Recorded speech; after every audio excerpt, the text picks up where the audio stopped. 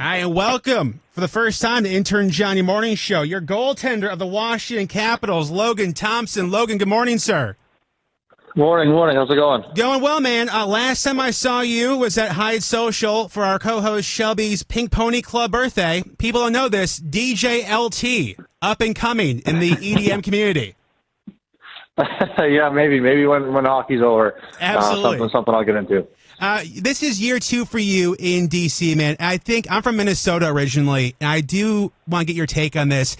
To me, it seems like to the outsiders, the Caps fan base is so slept on, and I didn't realize it until I moved here, that the Caps faithful are maybe the most loyal fan base in the league.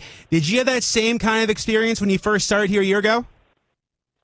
Yeah, absolutely. I didn't know what to expect, obviously, coming from Vegas and coming to DC and being here for a year now, and just kind of where I live, walking around, people recognize you, people say hi, people will come up and just have I hope you had a great season, or I hope you have a good season. You had a great season last year, really friendly, and they're diehard, they're passionate. And that's credit to Ovi and what he's done in this city for a long time, and credit to the fans here that love the sport and love the team.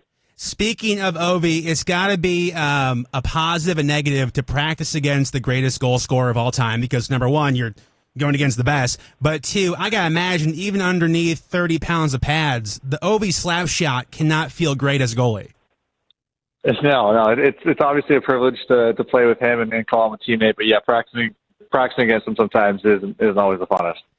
I do think, too, hockey players internally, swag is a big thing when it comes to hockey. When you see yourself on the big screen during a game, do you try to be like, hell yeah, dude, I look dope? Or if they replay a big save, do you get hyped watching it on the big screen? Yeah, it kind of depends. Yeah, obviously, it's a big save or something cool that you should when you're doing your time. When they zoom in on you after a goal, you're just like, oh, the camera out of my face type of thing. So it's 50-50. It's either really good or really bad. Well, let me ask you this. Obviously, one of the best seasons I think you had last year was fantastic. As far as frustrations, obviously, being a goalie, goals happen. What's more annoying, giving up a goal or losing your keys in the morning? Giving up a goal. Giving up a goal is hands down is more frustrating, especially when you're in a visitor rink and the horn's going off and all the fans are laughing at you. It's just definitely frustrating. How about giving up a goal or forgetting your password to Netflix, something like that, having to create a new password and it tells you you can't use the old password? I got to say so, giving up a goal. Nothing worse. No worse feeling. Okay. How about forgetting the wallet? Still giving up a goal, I'm assuming? Still getting up a goal. I can pay off my phone. There we go. And so, as far as pregame rituals, we've had Tom Wilson on the show before. We've had TJ Oshie on the show before.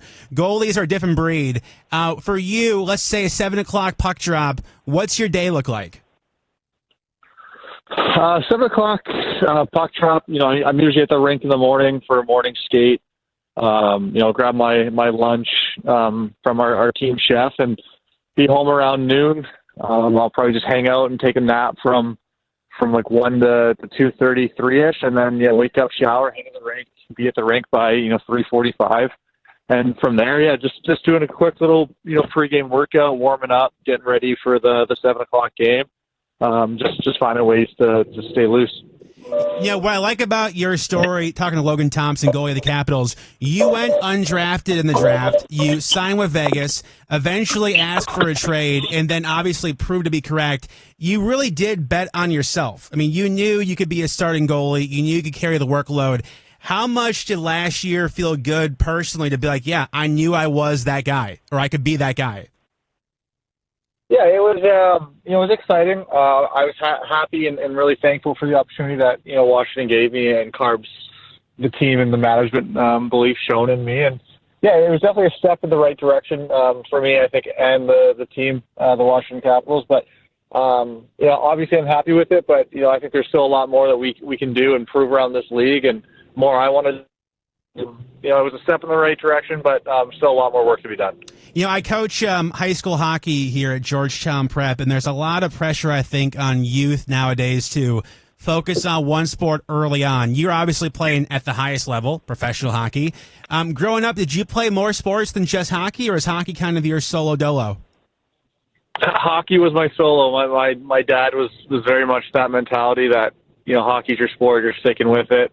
As much as I wanted to play other sports, and still to this day, I am a terrible athlete. I'm a one-sport athlete, that's for sure. If you had to pick another sport in the D.C. area to play for, though, if you had to play for the Commanders or the Nationals or the Wizards or the Ravens or the Orioles, who would you pick to play for? I think the Commanders. It looks like it'd be a good time. They got a good following, and they got Daniels there. I think I'd go with the Commanders. Hell yes, Logan, man, a pleasure. Thanks for being on the show, man. Best of luck this season. I'm coming next Tuesday and Friday. I'll be at the game, so looking forward to see it hiding on the ice, buddy. Appreciate you, man. Awesome. Thank you very much. Yeah, I'll see you very soon.